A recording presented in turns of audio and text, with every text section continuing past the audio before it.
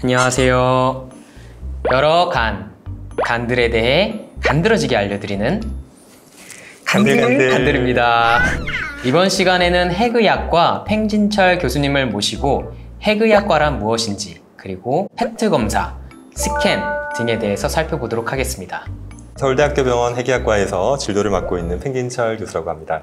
핵의학과 어떤 과인가요? 방사성 동위원소를 이용해서 진료와 치료를 하는 과이고요. 크게 세 가지 파트가 있는데, 첫 번째는 핵의학 영상 검사를 하는 파트가 있고요. 두 번째는 방사면역 검사라고 해서 종양표지자나 미세 호르몬 같은 물질들을 검사하는 체외 혈액 검사가 있고요. 세 번째로는 방사성 동위원소 물질을 이용해서 치료를 하는 핵의학 치료 분야, 이렇게 세 가지로 구성이 되어 있습니다.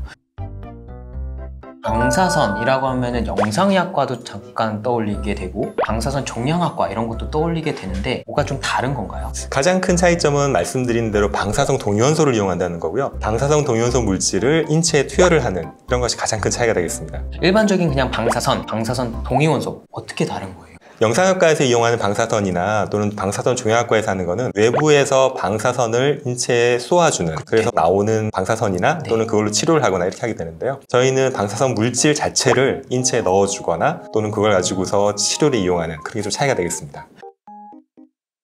페트 검사라는 걸 핵의학과에서 시행하는 걸로 알고 있는데요. 뭔가요? 말씀드린 영상검사 중에 하나인데요. 네. 핵의학 영상검사는 방사성 추적자라는 걸 이용을 합니다. 우리가 보고자 하는 어떤 대사 또는 기능, 어떤 물질 이런 거에 가서 결합을 하고 섭취가 되는 방사성 추적자라는 거를 인체에 넣어주게 되고요. 그게 인체에 섭취돼서 어떻게 분포하는지를 영상으로 찍는 게 핵의학 영상검사인데, 그중에서 페트는 양전자 방출 단층 촬영이라는 것의 약자이고요. 양전자를 내는 방사성 동위원소를 이용해서 이 방사성 추적자를 만드는 그런 검사입니다. 이제 양전자를 이용하면 다른 핵의학 영상 검사에 비해서 훨씬 더 추적자를 다양하게 만들 수 있고, 또 영상을 좀 더 정확하게 깨끗하게 얻을 수 있기 때문에 다른 핵의학 영상 검사에 비해서 훨씬 더 이제 선호되는 면이 있습니다.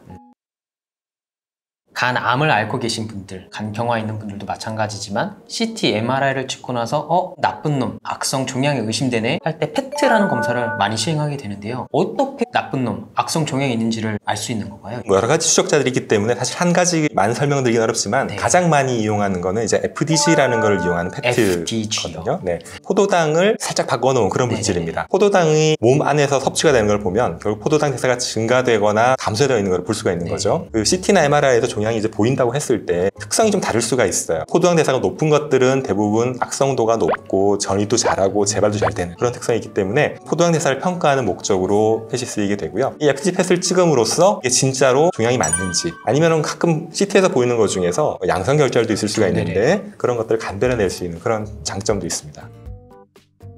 경우에 따라서는 다른 데 전이가 있는지도 같이 평가를 할 수 있는 걸로 알고 있는데 가능한 건가요, 그게? 또 하나의 핵의학 영상검사의 장점인데, 대부분의 경우에 전신을 한 번에 스캔을 할 수가 있거든요. CT 같은 경우에는 복부만 찍는다든지 폐만 찍는다든지 이러거든요. 그렇죠. 펫의 경우는 머리 아랫부분부터 허벅지 정도까지 찍기 때문에 전신에 어디에 전이가 가 있어도 찾아낼 수 있는 그런 특성이 있습니다. 그러면 페트 검사를 하면은 뼈 전이, 폐 전이 이런 거를 바로 알 수 있다는 뜻이겠네요. 대부분의 경우에는 그렇게 한 번의 검사에서 커버를 할 수 있다고 표현을 하고 있습니다.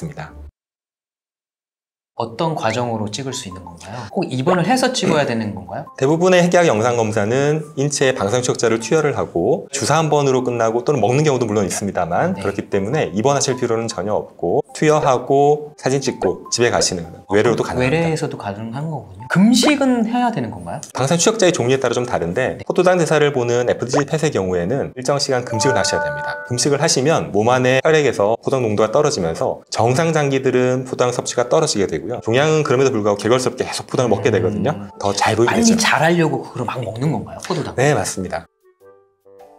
결과는 어떻게 해석을 해주시는 건가요? 빨갛게 보이나요? 아니면 컴퓨터로 측정을 해야 되는 건가요? 어떻게 판단을 하는 건가요? 펫CT라고 해서 CT 영상 위에 펫을 얹어서 보여드리게 되고요. 빨갛게 만들 수도 있고 파랗게 만들 수 있습니다만, 섭취가 증가된 곳이 밝게 보이기 때문에 해당되는 부분이 있으면 포도당 대사가 증가되어 있다, 그런 애들은 좀 나쁜 애들이다, 이렇게 판단하실 수가 있죠. 조금은 의심되면 무조건 다 페트 검사하면 될 것 같은데 얼마나 자주 찍어도 되는 건지. CT나 이런 검사들은 아무래도 방사선 조사가 되기 때문에 너무 많이 찍으면 걱정하는 것들이 있다라고 알려져 있는데 페트 검사는 그런 게 없나요? CT도 마찬가지고요. 펫도 마찬가지고 방사선을 이용하는 검사들은 많이 하시는 게 좋은 건 당연히 없죠. 로또 복권이랑 비슷한데 복권을 산다고 해서 당첨될 확률이 높은 건 아니지만은 한 장보다 2장 사고 2장보다 4장 사면 확률이 2배, 4배가 증가되지 않겠습니까? 그래서 필요 없는 거를 찍으시는 건 당연히 권장하지 않고요. 대부분의 경우에 확률은 높지 않기 때문에 의료진들께서 하자고 하시는 검사들은 판단해서 필요성이 위험도보다 훨씬 높은 경우이기 때문에 큰 걱정은 하지 않으셔도 됩니다.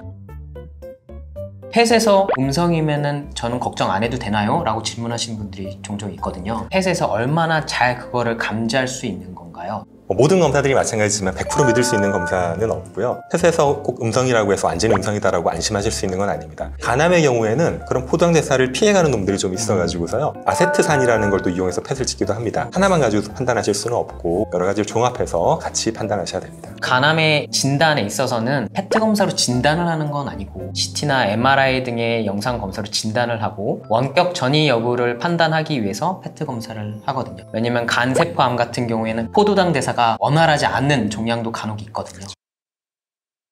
페트 검사 말고 어떤 검사를 또 핵의학과에서 할까요? 보통 평면으로 찍는 핵의학 영상 검사는 스캔이라고 표현을 하고요. 그거를 단층 촬영을 하면 스펙트라는 검사들도 있습니다. 그 중에서도 방사선 색전술 같은 거와 관련해서 폐관류 스캔이라는 검사가 있는데요. 방사선 색전술은 간암이 있을 때 간암으로 혈액을 공급하는 동맥을 틀어막는 치료지 않습니까? 그 경우에 그 물질을 주사를 할 때 화학약품 주사를 하는 경우도 있는데요. 방사선 물질 같이 주사를 해서 색전술을 시행하는 경우도 있습니다. 그런 경우에는 이 방사선 물질이 간암에 박혀서 폭탄처럼 그 주변에 방사선을 해서 없애주는 그런 역할을 하게 되는데요. 이때 문제가 되는 것이 간 안에서 동맥과 정맥 사이에 연결이 생겨서 폐로 혈류가 빠지는 수가 있어요. 그런 경우에는 종양보다는 오히려 폐에 방사선을 주게 되는 문제가 생길 수 있거든요. 폐 손상이 생기겠네요. 맞습니다. 그래서 그런 걸 사전에 검사하기 위해서 폐관류 스캔을 시행을 해서 간으로 가는 혈류가 빠져서 폐로 가지 않는지 보는 검사도 시행하기도 합니다. 검사도 하고 판독도 전체적인 걸 과정을 다 핵의학과에서 시행하는 거군요. 방사선 색전술을 시행하시기 전에는 대부분 영상의학과에서 중재시술 하시는 분께서 치료하는 거와 비슷한 세팅으로 미리 시뮬레이션을 하시게 되거든요. 그러면서 주사를 하시고 그거를 검사를 하는 거는 핵의학과에서 하시고 얼마나 많이 빠지는지 이런 정량은 핵의학과에서 판독을 하고 있습니다. 검사 이런 것도 하지만 치료 이런 데도 이용한다고 하셨는데 핵의학과에서 하는 치료 어떤 방법으로 하게 되는 건가요? 핵의학 치료는 특정 종양이 섭취가 되는 방사선 의약품을 이용을 하게 되는데 가장 많이 이용하는 거는 갑상선암 같은 게 되겠고요. 간암의 경우에는 중재시술을 하실 때 저희가 좀 보조적으로 도와드리는 그런 역할들이 좀 많이 있습니다. 일부 좀 흔하지 않은 거긴 합니다만 신경내분비 종양이 간에 생기거나 또는 곳이 있는데요. 그런 경우에는 핵의학 치료가 굉장히 중요한 치료로서 현재 사용되고 있습니다. 마지막으로 환자, 보호자분들에게 알아주셨으면 좋겠다 이런 당부의 말씀 이런 게 있을까요? 핵의학 검사는 기본적으로 방사능 물질을 추적자를 주사를 하고 일정 시간 기다려서 영상 촬영을 하다 보니까 병원에 와서 주사하고 대기하시는 시간이 좀 길고 그런 불편 호소하시는 분들이 좀 계세요. 검사의 특징이 그래도 그럴 수밖에 없다는 걸 좀 이해를 해주시고 양해해 주시면 좋을 것 같습니다. 페트 검사, A공에 대해서 궁금증을 많이 호소를 하셔가지고 교수님을 뵙자고 청했습니다. 네, 이렇게 바쁘신데 귀한 발걸음 해주셔서 너무 감사드리고요. 마지막으로 하나 하셔야 되는 게 있습니다. 좋아요, 구독 꾹꾹 눌러주세요. 감사합니다.